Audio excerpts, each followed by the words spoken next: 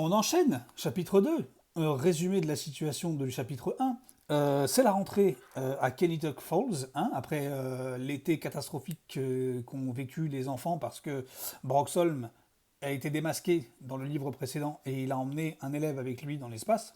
Du coup, comme les parents ont tout vu, tout le monde a peur, tout le monde a eu peur et les élèves ont en quelque sorte passé l'été comme nous, confinés. Hein.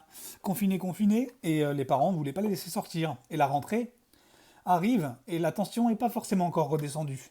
Hein. La peur non plus. Et on est dans la peau de Duncan Dougal qui vient d'effectuer une rentrée catastrophique. Il est arrivé à la bourre, il s'est fait remarquer par les chefs d'établissement. Et à la fin du chapitre précédent, il s'apprête à la cantine à se faire tabasser par un géant de 3 têtes de plus que lui. Chapitre 2. Une situation alarmante.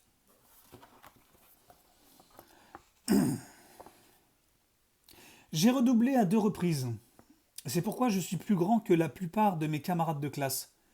Mais Orville me faisait l'effet d'une montagne. J'avalais ma salive. Un élève nommé Fang le Duc se mit à glousser. Vas-y, Duncan, casse-lui la gueule. Je l'aurais tué, celui-là. En vérité, j'avais déjà failli le tuer plusieurs fois l'année dernière, ayant pris l'habitude de lui taper régulièrement dessus. Alors à présent, il rêvait sans doute de voir Orville me réduire en bouillie, et je comprenais ça. Qu'est-ce que j'ai fait demandai-je pour gagner du temps. Rien, répondit Orville. J'aime pas ta tronche, c'est tout. Sors dehors 1 minute, je vais te l'arranger. Ah, tais-toi donc, Orville, et retourne à ta place, lança une voix derrière moi.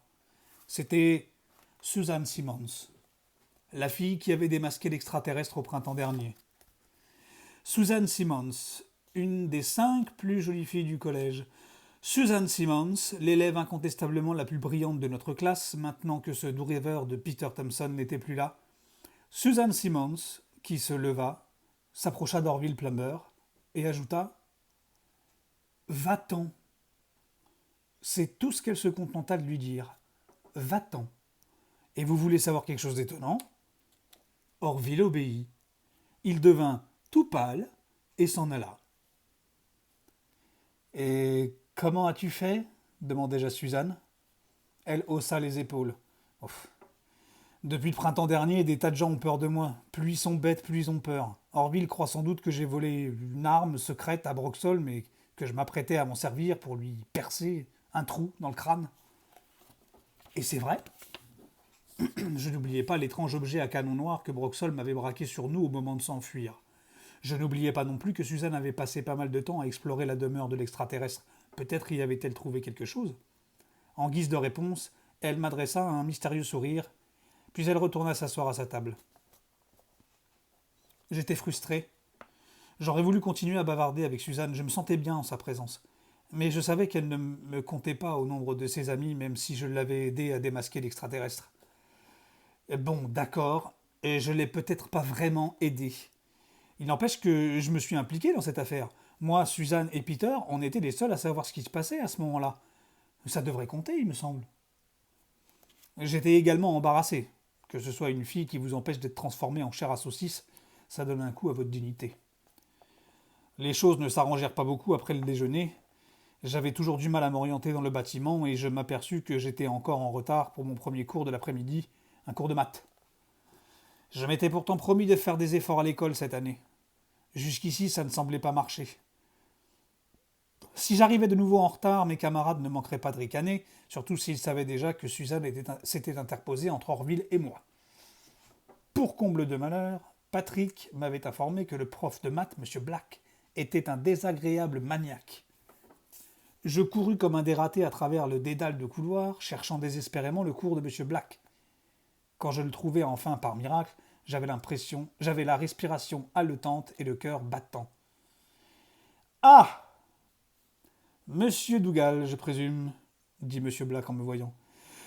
J'accepte votre retard pour aujourd'hui, mais à l'avenir, vous êtes prié d'arriver à l'heure, à moins que vous ne préfériez attendre la fin du cours dans le bureau de la directrice. C'en était trop. Après mon frère Patrick, Peau de Vache et Orville Plumber, voilà que quelqu'un me tombait dessus encore une fois, et je le méritais même pas. Vous est-il déjà arrivé de prononcer certains mots malgré vous?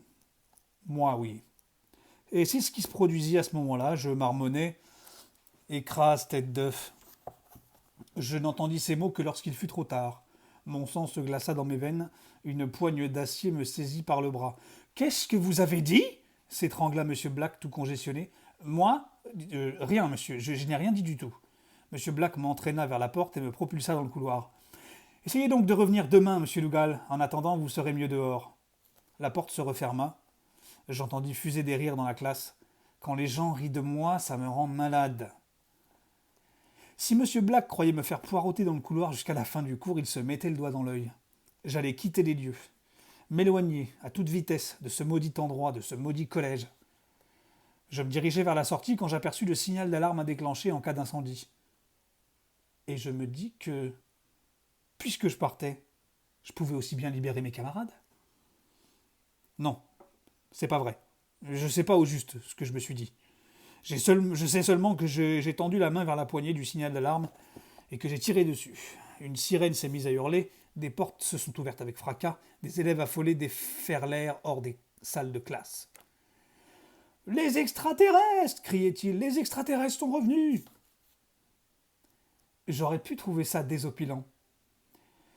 Hélas, je venais de remarquer un horrible détail. En tirant la poignée du signal, ma main avait reçu un jet d'encre rouge. Pas besoin d'être un génie pour comprendre que cette encre était destinée à marquer tout individu qui s'amuserait à déclencher une fausse alerte.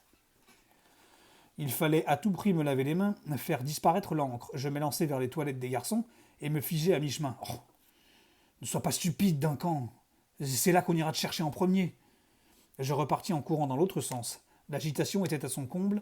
Certains élèves pleuraient à chaudes larmes, convaincus que l'invasion extraterrestre avait commencé. Les professeurs se démenaient, les exhortaient à sortir du collège au plus vite.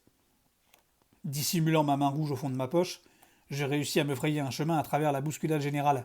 J'empruntai discrètement un couloir qui longeait les cuisines et me dirigeai vers l'arrière du bâtiment. Au bout du couloir, je vis une porte donnant sur une petite cour attenant au parking des professeurs. Je la franchis. Au fond de la cour, il y avait des piles de boîtes en carton vides. Plus près de moi, se dressait une grande benne à ordures vertes qui dégageait sous le soleil des relents de mauvaises odeurs. J'avançai prudemment de quelques mètres, et j'aurais voulu prendre mes jambes à mon cou et m'enfuir, mais étant donné que la moitié du collège était déjà dehors, je risquais de me heurter à un prof et de me faire prendre. Mieux valait me cacher. Peau de Vache était déjà probablement dans les toilettes des garçons à la recherche d'un élève à la main rouge. Je sortis ma main de ma poche et l'examinai. Elle étincelait comme une enseigne au néon. Elle semblait crier « C'est Duncan qui a fait ça, Duncan est le coupable !» Mais où me cacher? Je retournai vers la porte. On entendait moins de bruit dans le bâtiment à présent. Je pourrais peut-être trouver un placard quelque part et m'y enfermer jusqu'à ce que le calme revienne tout à fait.